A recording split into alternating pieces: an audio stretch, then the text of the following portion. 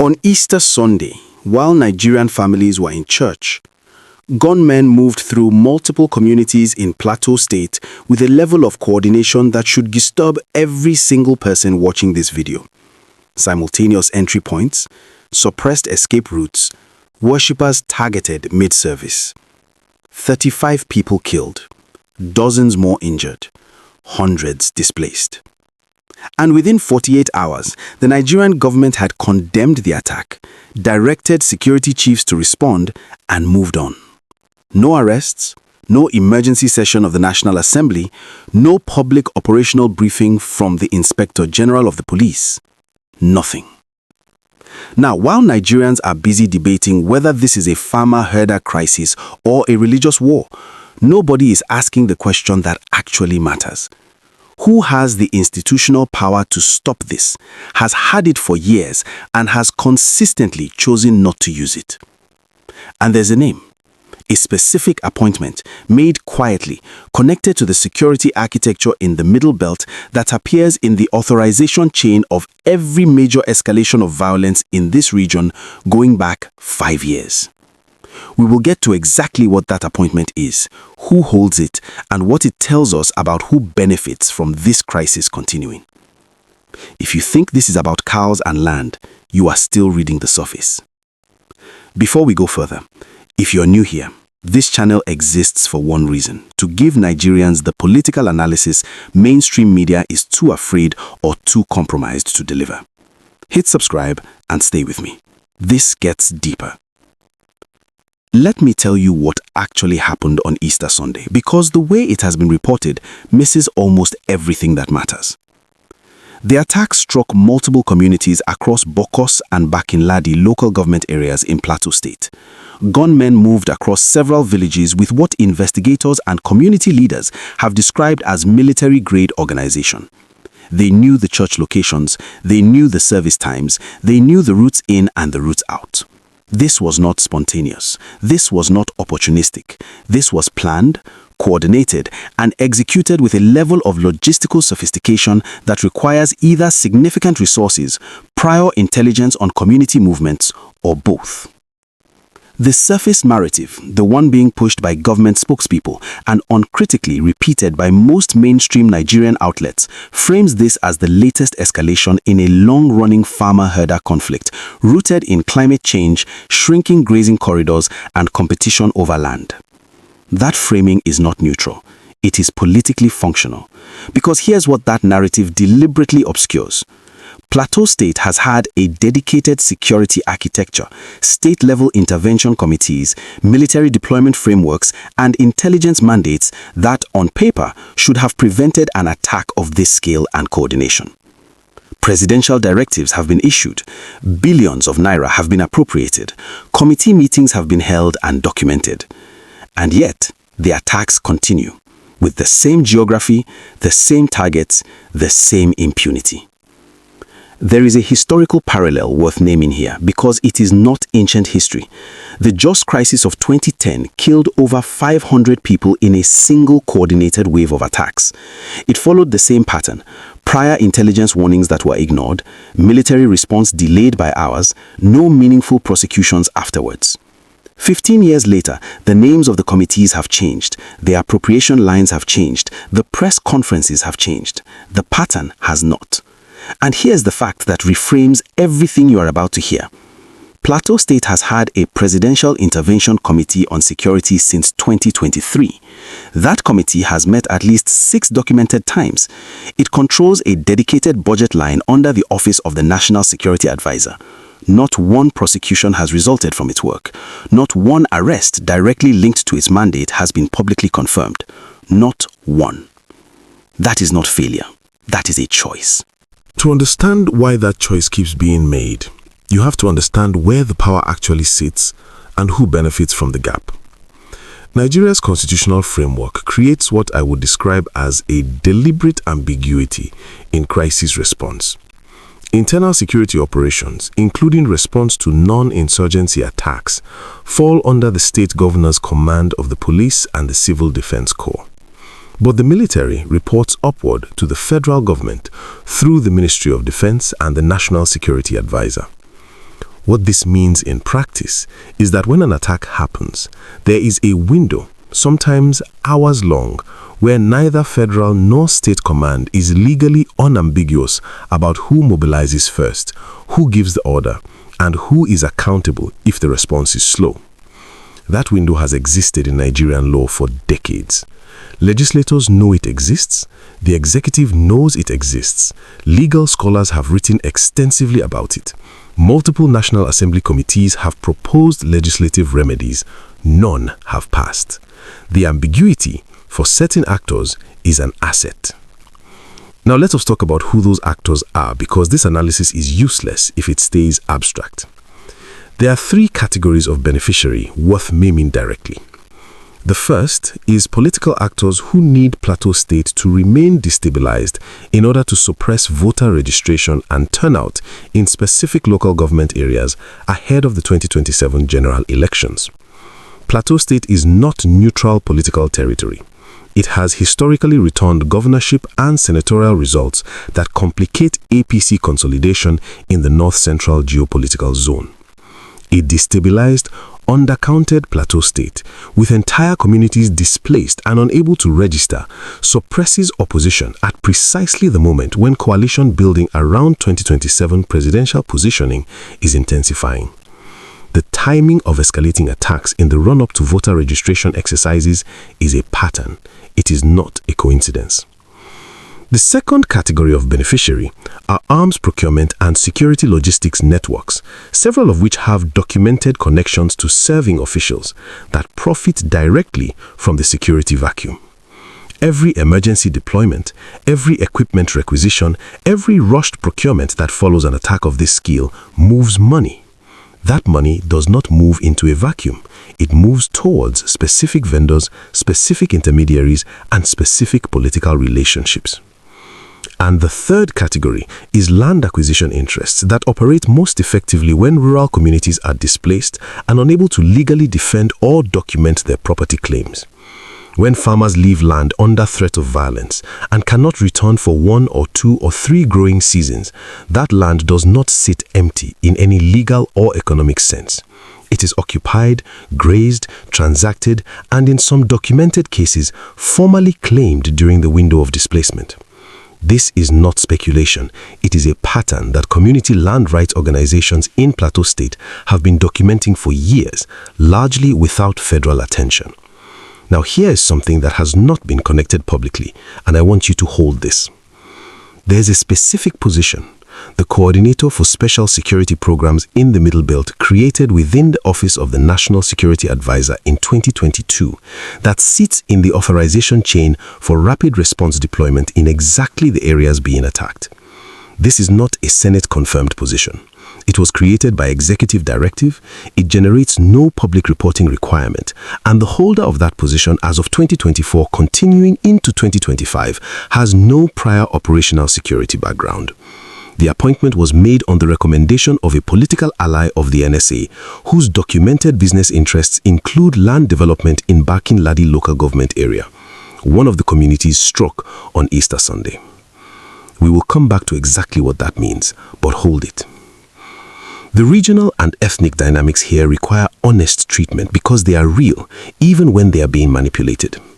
The Berom, Anaguta, and Afizere communities, predominantly Christian, predominantly indigenous to Plateau State, are in a legal and political struggle with Fulani pastoralist networks over grazing rights that the federal government has refused to resolve either through comprehensive legislation or consistent enforcement.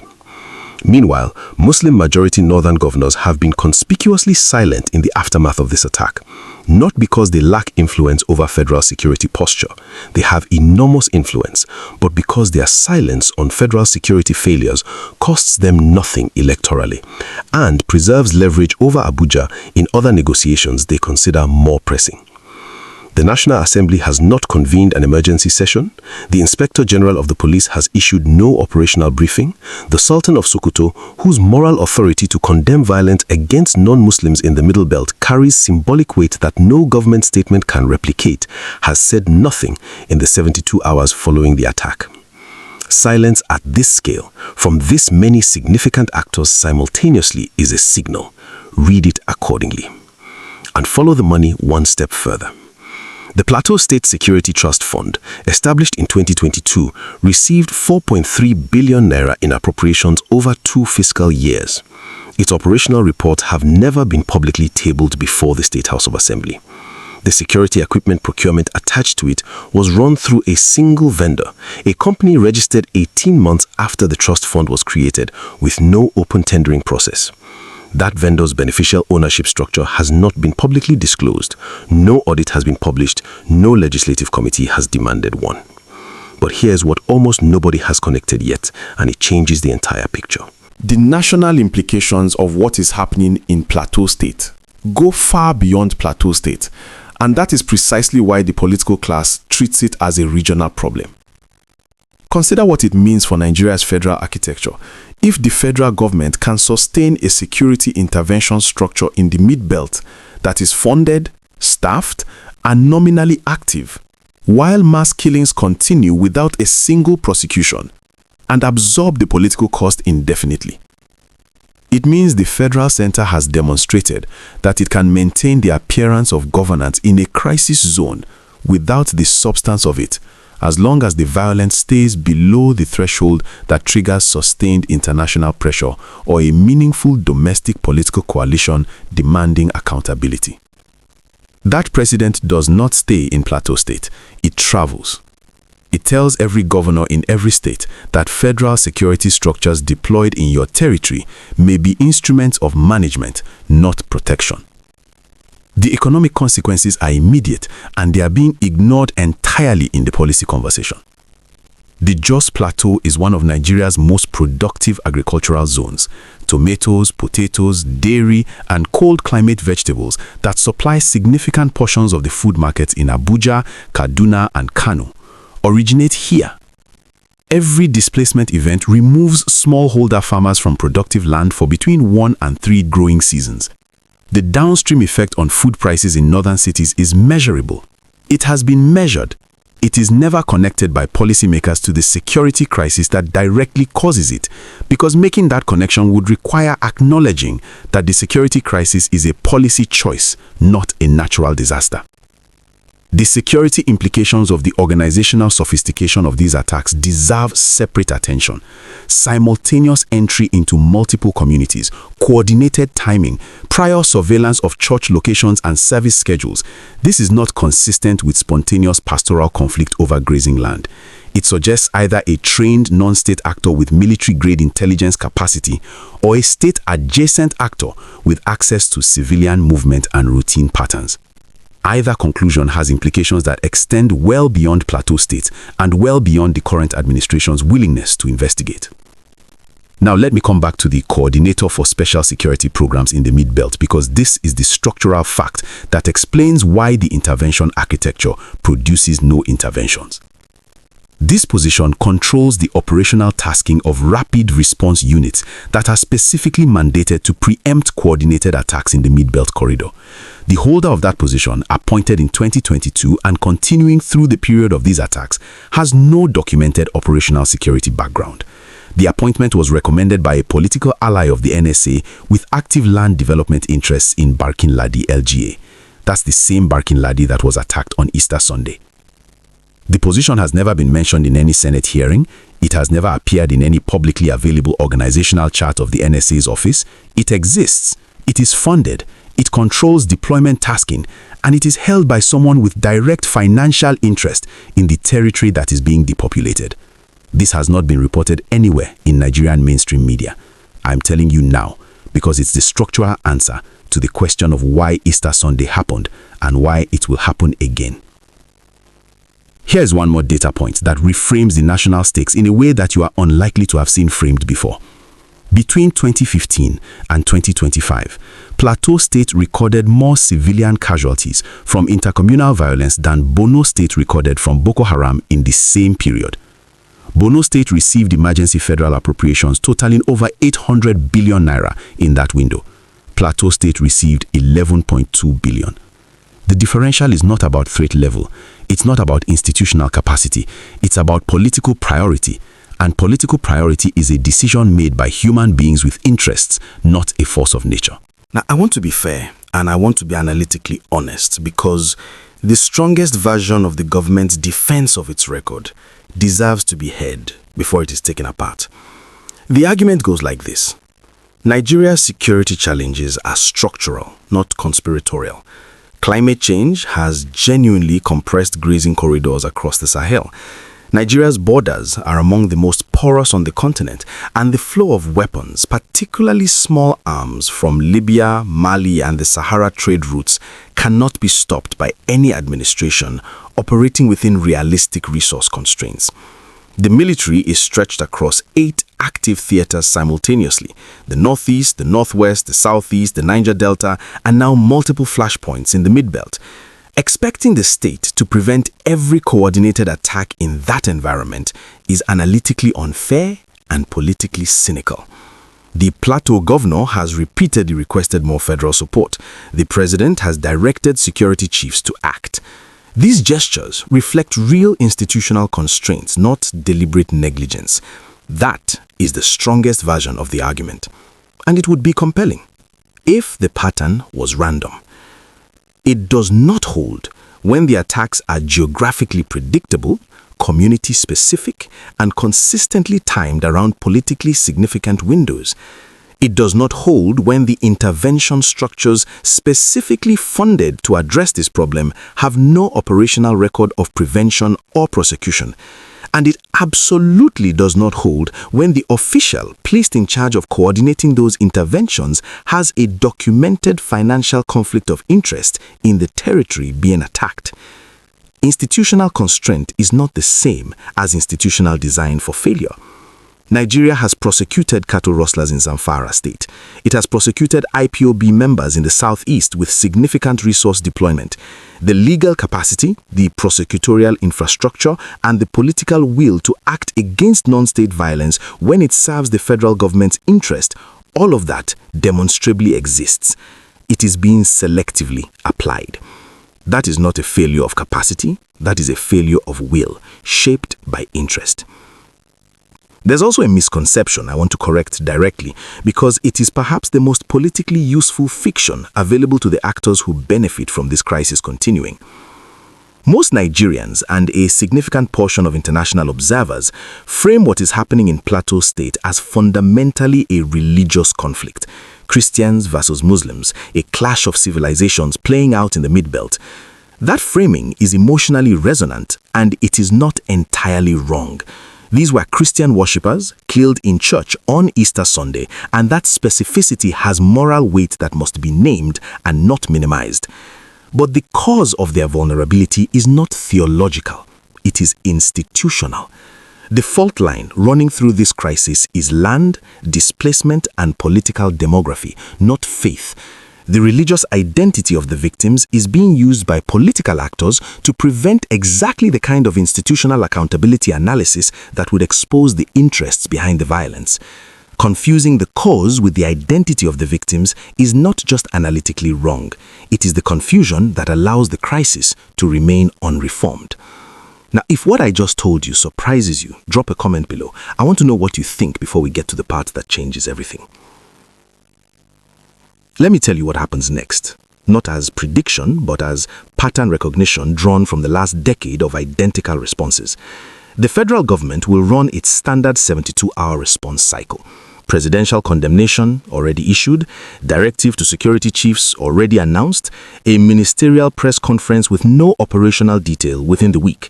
No emergency legislation, no special tribunal, no public disclosure of the coordination gap I have described, no inquiry into the procurement irregularities in the Plateau State Security Trust Fund. This is the template. It was used after the 2021 attacks, after the 2022 attacks, after the 2023 attacks, and after the 2024 attacks. It suppresses the media cycle without creating any accountability whatsoever. At the state level, the Plateau governor will use this attack, as he should, to make a renewed and more urgent case for state policing and greater fiscal autonomy over security resources. Whether that case gains traction in Abuja depends entirely on whether enough National Assembly members from the North Central geopolitical zone calculate that supporting it serves their 2027 positioning. Currently, that political math does not favor them, but it can shift. And the signal to watch is whether the Plateau governor finds a coalition willing to bring a state policing bill to a vote before the next registration window opens. The third actor to watch is not in government at all. Non-state networks and diaspora organizations that have been quietly funding community self-defense capacity in the Midbelt, the networks whose frustration is captured in the phrase that titles this video, will read the government's non-response as confirmation of a conclusion they have already made. The state will not protect these communities, and the only rational response to that reality is to arm them. That is not a fringe position after Easter Sunday. It is becoming a mainstream one among affected communities. And a state that cedes the monopoly on legitimate violence, not through policy, but through sustained inaction, is a state that is losing something it cannot easily recover. Here is what nobody is saying. You see, at the Bonami intrignation, the exact same intel intelligence that emerged before the Easter Sunday attacks was recorded in silence by a two-man cover operation operating under the authority of the Coordinator for Special Security Programs in the Middle Belt, a position created informally by the Office of the National Security Advisor even before the SNA took office. This coordinator holds a non-confirmable position that has no public record of any kind and reports directly to the NSA under discretionary executive power.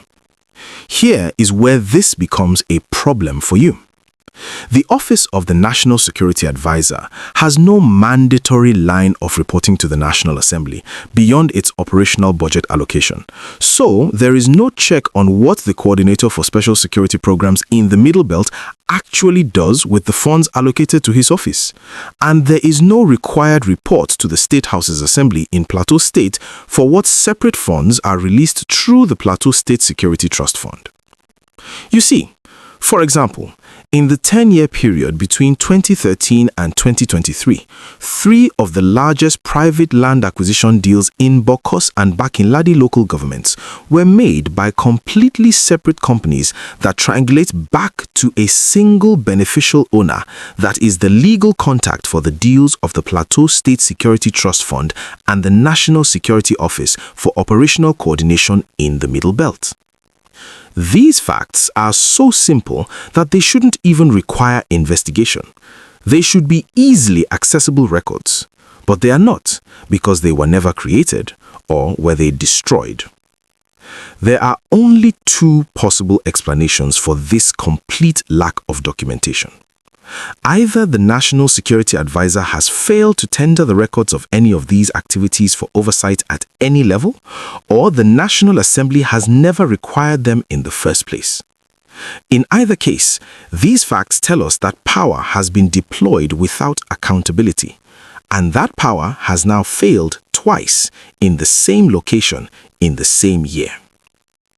You see, Easter Sunday was not a failure of intelligence. It was a failure of institutions. The fact that the intelligence was collected but actually ignored is proof that that operational framework is designed for inefficiency, and that inefficiency is what provides the cover for the encroachment on land. This structural breakdown is not a luck kind of problem. It is a design problem. This institution, the fact that a non-confirmable position can control such important intelligence flows without any public oversight, means that even if this pattern repeats again, it will not be investigated, because nobody in the National Assembly has the political will to investigate the Office of the National Security Advisor. Watch closely in the coming weeks and months. Watch whether the NSA's office releases any operational briefing on the Easter Sunday attacks. If it does not, the silence is confirmation that the coordination position I described is being protected, not reformed. Watch whether the Plateau State Security Trust Fund's financial records are tabled before the State House of Assembly. If they are not demanded by the legislature within the next session, you now know why. Watch whether the Coordinator for Special Security Programs in the Middle Belt is quietly restructured, filled with a new appointment, or, most telling of all, left entirely unchanged. And watch the voter registration numbers in Bokos and Bakinladi as INEC opens its preparatory window for 2027. If registration is suppressed in those specific LGAs relative to historical levels, the political purpose of this sustained crisis becomes not an allegation, but a documented fact. I opened this video by asking who authorized the appointment connected to every major security failure in this corridor, and why no one has asked about it publicly. Here is the complete answer. The appointment was authorized under the NSA's discretionary executive powers, which require no Senate confirmation and generate no mandatory public record. It was never asked about in any hearing because it was never announced in any format that would prompt a question. It was never announced because the institutional design of the NSA's office, unchanged in its fundamental structure since 2010, does not require transparency for operational coordination positions. The man who placed that coordinator in post has active land development interests in the territory being depopulated by the violence that coordinator is supposed to prevent. That is not a theory. It is a documented conflict of interest sitting inside Nigeria's national security architecture, fully funded by public appropriations, accountable to no oversight body, and producing no results for the communities it was created to protect. That is the structural answer to why Easter Sunday happened. And unless that specific accountability gap is closed through legislative reform of NSA oversight, through mandatory Senate confirmation for operational security rules, through an independent audit of the Plateau State Security Trust Fund, and through the public identification of beneficial ownership in every security procurement vendor operating in the Middle Belt, Easter Sunday will happen again. Different date, same communities, same silence, same template response. If this trajectory holds for 5 more years, security coordination funded but non-functional, land acquisition proceeding behind the cover of conflict, political demography in the Middle Belt being reshaped through displacement, and communities self-arming accelerating in the absence of state protection, Nigeria is not heading towards a resolution of this crisis. It is heading towards a heavily armed, politically fragmented Middle Belt in which the federal government has permanently lost the consent of the governed in a strategically and agriculturally critical corridor. That is not a prediction drawn from pessimism. It is the extrapolation of a 10-year trend line that every available data point confirms. I will leave you with one question for the comments. If a state security coordinator with a documented financial conflict of interest in the territory he is supposed to protect holds a non-confirmable position with no public accountability mechanism, what would it actually take under Nigerian law and within Nigerian politics to remove him? Drop your answer below. I want to read it. If this analysis gave you clarity, share it with one person who needs to understand what's really happening in Nigeria. Like, subscribe, and I'll see you in the next one.